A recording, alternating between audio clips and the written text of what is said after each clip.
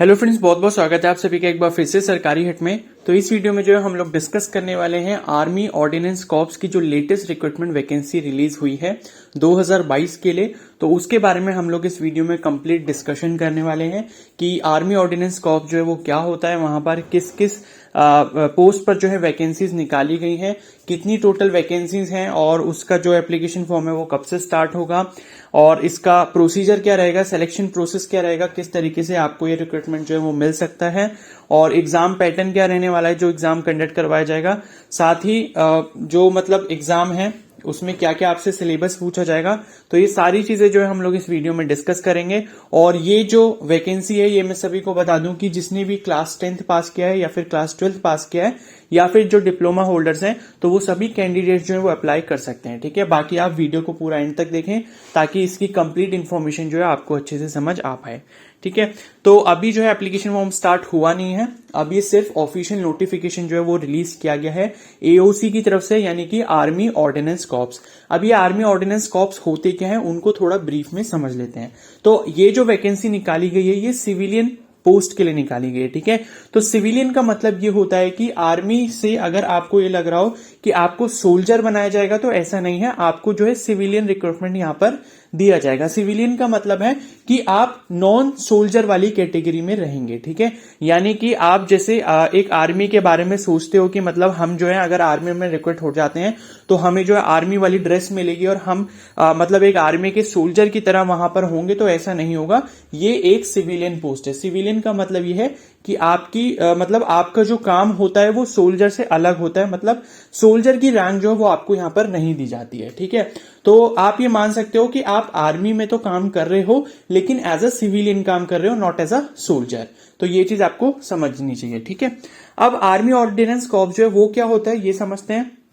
तो army ordinance corps का मतलब ये है कि आर्मी जब भी कहीं पर भी वॉर वगैरह में जाती है, ठीक है, कोई भी मतलब किसी कंट्री के साथ या फिर किसी से भी जो है उनका वॉर वगैरह होता है, तो जब वो जो फाइटिंग जोन होता है तो वहां पर जो है जो भी आर्मी को इक्विपमेंट्स चाहिए होते हैं, जो भी वेपन्स चाहिए होते हैं, ये सारी चीजें जो भी चाहिए होती हैं या जो भी मटेरियल चाहिए होता है, तो उस मटेरियल को हैंडल करने के लिए, उसको स्टोर करने के लिए, उसकी मेंटेनेंस करने के लिए आर्मी ऑर्डिनेंस कॉर्प्स का जो है बहुत बड़ा रोल है। ठीक है, कि आर्मी में जो भी चीजें यूज हो रही हैं उनके वॉर के लिए, चाहे वो व्हीकल्स हो, चाहे वो वेपन्स हो, चाहे और कोई भी इक्विपमेंट्स हो, तो जो भी चीजें यहां पर यूज हो रही हैं उनको किस तरीके से जो है स्टोर करके रखना है, किस तरीके से मैनेज करना है, किस तरीके से उनको एक जगह से दूसरी जगह तक पहुंचाना है, तो उन सब चीजों में जो है आर्मी ऑर्डिनेंस कॉर्प्स का रोल आता है। ठीक है, तो ये सारा काम जो है आर्मी ऑर्डिनेंस कॉर्प्स के अंडर होता है और यहां पर जो है जो भी वैकेंसीज यहां पर निकाली गई है तो आप समझ सकते हो कि आपको एज अ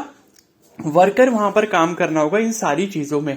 ठीक है, तो यहां पर जो है वैकेंसीज जो निकाली गई है वो किस किस पोस्ट के लिए निकाली गई है। तो पहला है ट्रेड्समैन मेट, फिर है फायरमैन, फिर है जूनियर ऑफिस असिस्टेंट। ठीक है, तो ये अलग अलग कैटेगरी हैं और इसकी जो वैकेंसी आप देख सकते हो अनरिजर्व की 938 है, ट्रेड्समैन मेट की और फायरमैन की 236 है और जेओए उसकी जो है 40 है और बाकी जो रिजर्वेशन है उसकी वैकेंसीज भी आप यहां पर अपनी स्क्रीन पर देख सकते हो। ठीक है, पे स्केल जो है 7 कमीशन के अकॉर्डिंग लेवल 1 का रहेगा ट्रेड्समैन के लिए, फायरमैन के लिए लेवल 2 का रहेगा और जो जूनियर ऑफिस असिस्टेंट है उनके लिए भी लेवल 2 का रहेगा। ठीक है, तो ये आपका बेसिक पे लिखा हुआ है जैसे 18,000 से 56,900। ठीक है, तो ये देख सकते हो और बाकी कुछ वैकेंसीज जो है एक्स सर्विसमैन मतलब ये रिजर्व कर रखी गई है ईएसएम यानी कि एक्स सर्विसमैन के लिए।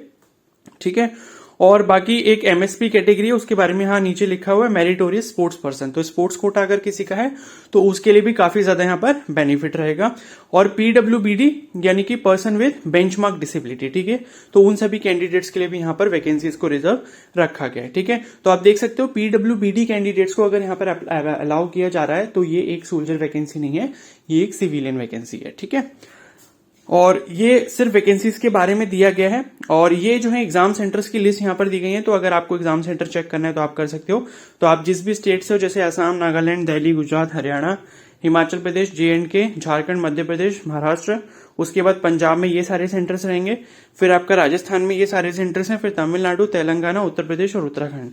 ठीक है, और लास्ट में वेस्ट बंगाल। तो ये आपके सारे जो है एग्जाम सेंटर रहने वाले हैं। ठीक है, तो ये सारी चीजें हो गई। उसके बाद जो है हम लोग इसके प्रोसीजर के बारे में अब हम बात कर लेते हैं, ठीक है।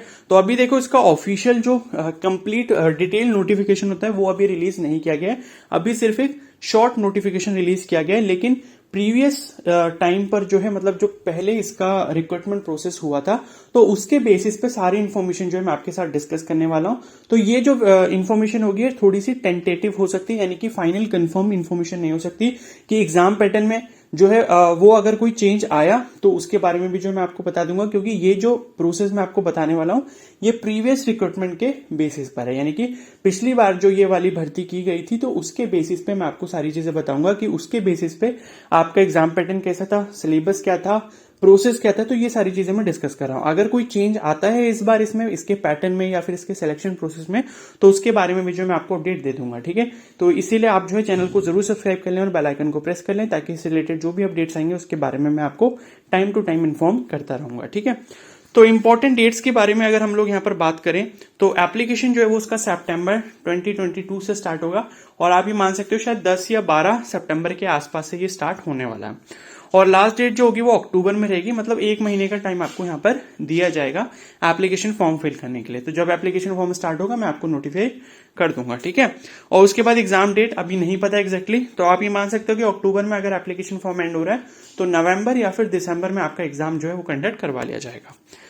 अब ये वैकेंसीज के बारे में हमने देख लिया, तो एक चीज याद रखना कि ट्रेड्समैन मेट के लिए जो क्वालिफिकेशन है वो 10th पास है, फायरमैन के लिए भी 10th पास है यहाँ पर, और जो मटेरियल असिस्टेंट है उनके लिए डिप्लोमा या फिर ग्रेजुएट होना जरूरी है, ठीक है। तो यहाँ पर जो है मतलब टेबुलेट ना करके एक शॉर्ट में यहाँ पर लिखी गई है कितनी वैकेंसीज किस कैटेगरी के लिए और कौन सी पोस्ट के लिए यहाँ पर दी गई है, तो इसको आप एक बार अच्छे से चेक कर सकते हो।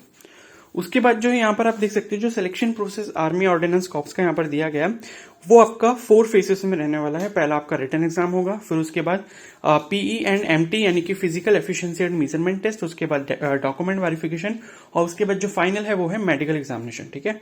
तो रिटन एग्जामिनेशन जो है वो अभी उसकी जो डेट है वो नहीं दी गई है जैसे कि मैंने बताया, और नवंबर या फिर दिसंबर में जो है वो आपका रिटन एग्जाम यहाँ पर हो सकता है। उसके जस्ट बाद अगर आप रिटन एग्जाम को क्वालिफाई कर लेते हो तो उसके बाद जो आपका फिजिकल एफिशिएंसी टेस्ट और मेजरमेंट टेस्ट, यानी कि जो स्टैंडर्ड मेजरमेंट टेस्ट होता है जैसे कि आपकी हाइट, आपका वेट, आपका बीएमआई, ये सारी चीजें जो चेक की जाती हैं, तो सेकंड फेज में आपका वो करवाया जाएगा। और उसके बाद जो है आपके डॉक्यूमेंट वेरिफिकेशन का प्रोसेस होगा, यानी कि जो भी आपने डॉक्यूमेंट्स अपलोड किए होंगे, जो भी आपका नाम है, वो सारी चीजें जो है वेरीफाई की जाएंगी आपके ओरिजिनल डॉक्यूमेंट से। और उसके बाद फाइनल जो है जब ये सारा प्रोसेस कंप्लीट हो जाएगा और उसके बाद जो जब आप मेरिट में आ जाते हो उसके बाद जो है आपका मेडिकल एग्जामिनेशन यहाँ पर करवाया जाएगा कि आप जो हो मेडिकली फिट हो या नहीं हो, ठीक है। उसके बाद जो है इसका एग्जाम पैटर्न अगर हम बात करें तो प्रीवियस रिक्रूटमेंट के बेसिस पे जो इसका एग्जाम पैटर्न है वो ये है कि इसमें नेगेटिव मार्किंग नहीं होगी, ठीक है।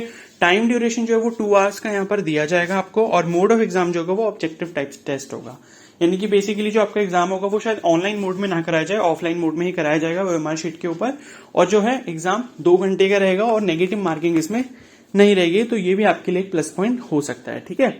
उसके बाद इसके सिलेबस के बारे में अगर हम लोग बात करें तो सिलेबस जो है उसमें आपके 5 सब्जेक्ट्स यहाँ पर आने वाले हैं, 5 सेक्शंस आएंगे। पहला आपका जनरल इंग्लिश हो गया, फिर नेक्स्ट आपका न्यूमेरिकल एप्टीट्यूड हो गया, फिर जनरल अवेयरनेस एंड जीके हो गया, फिर रीजनिंग हो गया, उसके बाद स्पेशलाइज्ड टॉपिक्स हो गया, ठीक है। तो जनरल इंग्लिश के 25 क्वेश्चन होंगे 25 मार्क्स के, न्यूमेरिकल एप्टीट्यूड के 25 क्वेश्चन 25 मार्क्स के, जनरल अवेयरनेस एंड जीके उसके भी 25 क्वेश्चन 25 मार्क्स के, रीजनिंग के भी 25 क्वेश्चन 25 मार्क्स के, और स्पेशलाइज्ड टॉपिक्स उसके जो है 50 क्वेश्चन होंगे 50 मार्क्स के, ठीक है। अब ये स्पेशलाइज्ड टॉपिक्स में मेरे को अभी डिटेल में नहीं पता है कि इसमें आपसे क्या क्या पूछा जा सकता है, लेकिन फ्यूचर में अगर ये पार्ट जो है वो आता है तो उसके बारे में भी जो मैं आपको इन्फॉर्मेशन दे दूंगा कि इन टॉपिक्स में आपसे किस किस टाइप के क्वेश्चंस पूछे जाएंगे। तो टोटल 150 क्वेश्चंस रहेंगे यहाँ पर और 150 मार्क्स है, यानी कि 1 क्वेश्चन जो है वो 1 मार्क का है और नेगेटिव मार्किंग इसमें है नहीं, ठीक है। तो 120 मिनट्स यानी कि 2 घंटे में जो आपको 150 क्वेश्चन यहाँ पर अटेम्प्ट करने होंगे, ठीक है। तो क्वेश्चंस का लेवल काफी इजी रहेगा, इतना कोई टिपिकल नहीं होगा, क्योंकि अगर वो ये बोल रहे हैं कि आपको 120 मिनट्स में जो है आपको 150 क्वेश्चंस करने हैं, तो डिफिकल्टी लेवल इजी रहने वाला है इस एग्जाम का, ठीक है। तो उसकी टेंशन आपको नहीं लेनी है। अगर आप प्रिपरेशन वगैरह कर रहे हो किसी भी डिफेंस एग्जाम की या किसी भी एग्जाम की, एसएससी की या फिर बैंक वगैरह की, तो आप इस एप्लीकेशन फॉर्म को जरूर फिल कर सकते हो, क्योंकि इसका सिलेबस ऑलमोस्ट कॉमन सब्जेक्ट्स की तरह ही है, ठीक है। तो ये सारी चीजें जो हैं इसके बारे में है। तो हमने सारी चीजें जो है डिस्कस कर ली हैं ब्रीफ में, और इसके बारे में जब ऑफिशियल अपडेट आ जाएगा, ऑफिशियल सारी चीजें जब रिलीज कर दी जाएंगी, तो उसके बारे में भी जो है मैं आपको इन्फॉर्म कर दूंगा। ठीक है, तो अगर ये वीडियो हेल्पफुल लगे तो प्लीज को जरूर लाइक कर देना, चैनल पर नए तो जरूर सब्सक्राइब कर लो और बेल आइकन को प्रेस कर लो। और कोई डाउट होता है तो मुझे इंस्टाग्राम पे भी मैसेज कर सकते हो। इंस्टाग्राम का जो लिंक है वो मैंने कमेंट सेक्शन में पिन कर रखा है। Okay, so thank you and have a nice day.